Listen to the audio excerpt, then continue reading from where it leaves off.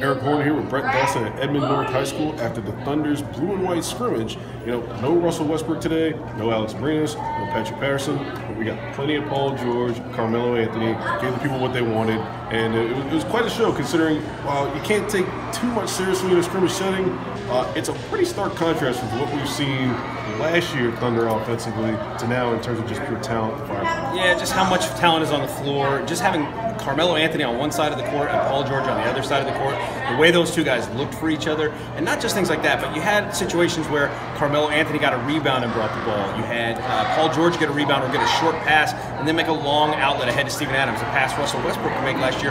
Really nobody else on the team could make. There's a whole lot more offensive talent out there, and again, the Thunder really loaded up the white team. The blue team wasn't just the bench. It was really Jeremy Grant and a lot of guys who probably aren't going to see minutes. But you still could see a real difference just in how much offensive talent there is in the floor for that white team. Yeah, we were joking with Billy after the game. Like, offense got a little bit better, didn't it? And then Billy Donovan was able to laugh about it. He can do a lot of different things with this offense. You saw Steven Adams rolling to the rim and Paul George throwing a pass in between two players on the bounce pass and being able to slot it to Steven Adams. You see Paul George getting out on the break with the rookie Terrence Ferguson, and Terrence Ferguson throwing a behind-the-back pass to Paul George in transition. I think George finished maybe 7 of 8 or something in that range from three-point range. 6 of 8 unofficially, 30 points, 6 of 8 three-pointers. So there's just a level of offensive proficiency and fluidness that you're not used to seeing with this Thunder team, or at least we haven't seen since the Kevin Durant version of this team. Now, of course, it remains to be seen against real, actual, frontline NBA talent how this plays out, and they also need to integrate Russell Westbrook into the fold as well. But Paul George is an upgrade from Victor Oladipo. Carmelo Anthony is an upgrade from, Taj Gibson.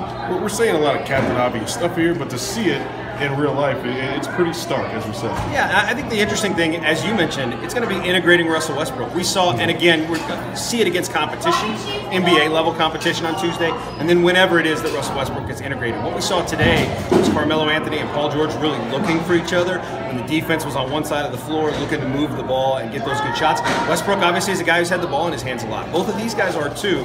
So they showed a willingness today to just kind of move the ball, look for the best shot.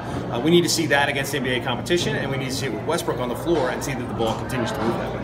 Non-Paul George, Carmelo Anthony division, who's the guy that stood out to you the most from today's scrimmage? Samaje Christian, kind of. I was impressed with him. Coming in, I think you can look at that as Samaje not having a guaranteed contract. To me, Isaiah Cannon is competing for a spot on the team, and I think Samaje, if you're in his position, you want to come out and show something, and he did. He was really aggressive offensively. You talked to Billy Donovan about this, but it's sort of a continuation of what we saw from him in Summer League, where he's playing against guys who aren't the caliber of guys who play against in the NBA, but he was aggressive and he took it to those guys. I thought Terrence Ferguson,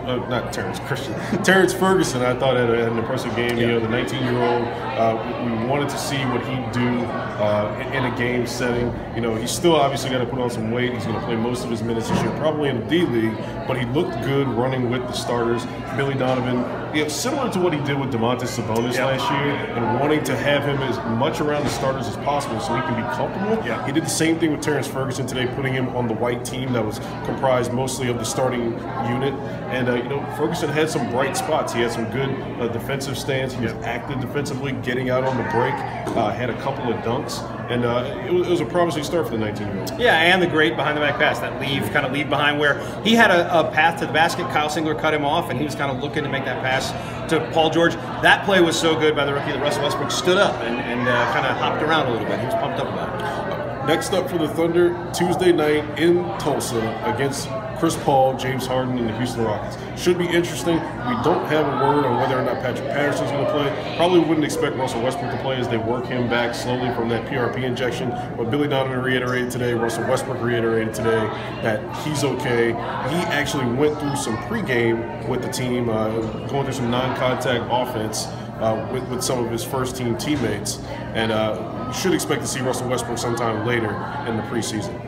For more coverage from the scrimmage today and throughout the preseason, pick up the Oklahoman every day and check on newsok.com for the latest.